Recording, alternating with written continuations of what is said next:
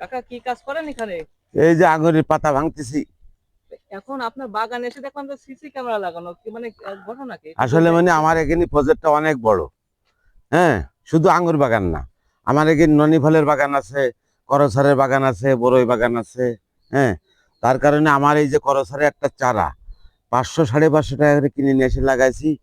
গতবারের আগের বার আমার কিন্তু 17টা গাছ কেটে দিয়েছিল। দেওয়ার পরে আমি এই সিসি ক্যামেরা শুধু এখানে নামানি, এখানে 3টে ক্যামেরা আছে, মনে করো যে এই মাঠটা ধরে। আমার এই যে এই বাগানের কারণে আমি ওখানে একটা ঘর করেছি, ওই ঘরের ওখানে দুটো আছে।